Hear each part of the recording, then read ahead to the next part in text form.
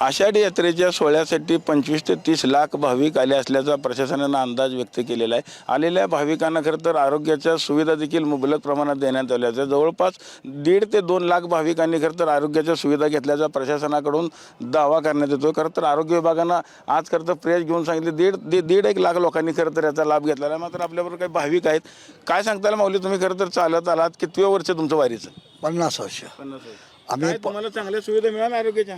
50 वर्षामध्ये आम्हाला कधी मिळाल्या कधी नाही मिळाल्या, पण 2 वर्षापूर्वी जे सुविधा मिळाल्या, याही वर्षी सुविधा होत्या, पण काही लोकांना मिळाल्या काही लोकांना मिळाल्या नाहीत आणि ते काही आम्हाला सापडल्या नाहीत. जसे 2 वर्षापूर्वी टेंडाल मोठे मोठे होते तसे यावर्षी असतील, पण आम्हाला काही सापडले नाहीत. अशीच पहिल्यासारखी सुविधा पुन्हा मिळावं या पलीकडे आमचं काय म्हणणं नाही. आणि हो, अजून काही भाविक आपल्याबरोबर, तुम्ही काय सांगताल माऊली? मी पण 2026मध्ये दिंडीमध्ये चाललो. 40 वर्षापासून मी पण वारी करतो. आणि जे तानाजी सावंत साहेबांनी 2 वर्षापूर्वी जे पेंडाल लावले होते ती सुविधा फारच चांगली झाली. यावर्षी मिळाली, पण कुठं मिळाली कुठं नाही. आणि ते बारक्यासारखे असल्यामुळं ते आम्हाला काही कुठं सापडले नाहीत. त्याच्यामुळं थोडी गैरसोय झाली. तरी अशी गैरसोय होऊ नये, जसं तानाजी साहेबांनी केलं, सावंत साहेबांनी, तसं पुढच्या वर्षी करण्यात यावं हीच विनंती. तुम्ही किती वर्ष झालं चालत येता आणि काय तुम्हाला अडचण आली किंवा काय तुम्हाला माहिती? या दिंडीमध्ये मी 30 ते 40 वर्षापासून दिंडीमध्ये ह्या येत आहोत.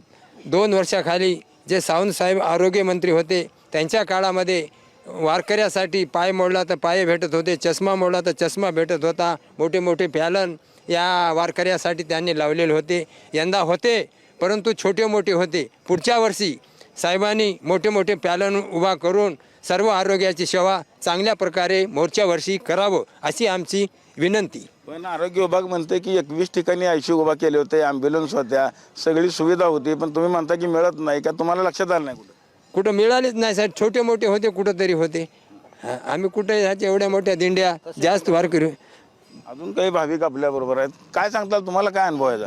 ह्या वर्षी पब्लिक जास्त असल्यामुळे ना बऱ्यापैकी म्हणजे गैरसोय झालेली आहे. पब्लिक बाकी दरवर्षीपेक्षा ह्या वर्षी जास्त प्रमाणात होते. पण जशी मागच्या 2 वर्षात झाली सुविधा तशी ह्या वर्षी कुठंच झालेली नाही झाली. नाही, पुढच्या वर्षी काहीतरी बदल पाहिजे ना. तुम्ही म्हणताय टेंट होते, पण टेंट कुठं?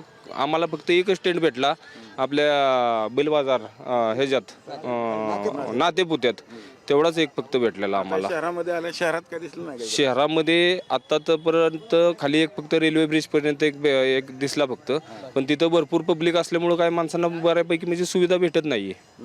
नाही सुविधा मिळाली नाही. पुढच्या वर्षी कशा पद्धतीने पाहिजे? नाही, टेंट जागोजागी पाहिजेत त्यांचे, म्हणजे कसं आहे जेणेकरून समोरच्या म्हणजे जे व्यक्ती येतात, भाविक येतात, त्यांना बऱ्यापैकी म्हणजे त्यांचं हे झालं पाहिजे ना, सुविधा झाल्या पाहिजे त्या. आता काही माणसं आता हे बोलले की चष्मे तुटले, चष्मे भेटत होते. आता म्हणजे काय ती परिस्थिती नाही आहे ना. ह्या वर्षी औषधं गोळ्या बाकी काही जास्त झालं तरी त्यांना फक्त आपल्या ॲम्ब्युलन्समध्ये टाकून इकडे तिकडे घेऊन जाणं एवढंच, बाकी काही नाही आहे. यावर्षी एअर ॲम्ब्युलन्स ठेवली होती ना त्यांनी? हां, एअर ॲम्ब्युलन्स ठेवलेली ना. त्याचा काय उपयोग? काही लोकांना झाला, काही लोकांना झाला नाही. मोठे पेंडाल पाहिजे. हां, मोठे पाहिजेत. त्यामुळं काय भाविकांची यांची सगळ्यांची म्हणजे सोय होती त्यातमध्ये. जरी पाऊस आला काय आला, तुमची सुविधा होऊन 4 माणसं थांबतात तरी तिथं. आपण बघितलं असेल की खरं तर गेल्या 2 वर्षापूर्वी तानाजी सावंत आरोग्यमंत्री असताना ज्या पद्धतीने मोठे पेंडाल उभे केले होते, त्यावेळेस खरं तर 7 ते 8 लाख लोकांनी खरं तर त्या पेंडालमध्ये उपचार घेतल्यामुळे गिनीज बुकमध्ये देखील नोंद झाली होती. मात्र यावर्षी जर आपण बघितलं तर आरोग्य विभागाने ठिकठिकाणी जरी ICU उभा केले असतील, एअर ॲम्ब्युलन्सची सुविधा उभी केली असेल, तरी ती अजूनपर्यंत या भाविकांपर्यंत कुठलीही सुविधा पोचली नव्हती किंवा त्याची माहिती नीट झाली नव्हती किंवा लहान पेंडाल असल्यामुळे भाविकांना कुठं औषध उपचार होता हे देखील समजत नसल्याच्या प्रतिक्रिया खरं तर भाविकांनी आपल्याला दिलेल्या पाहायला मिळत आहेत. पंढरपुरातून कॅमेरामन विनोद सर, रवी लवेकर, TV9 मराठी.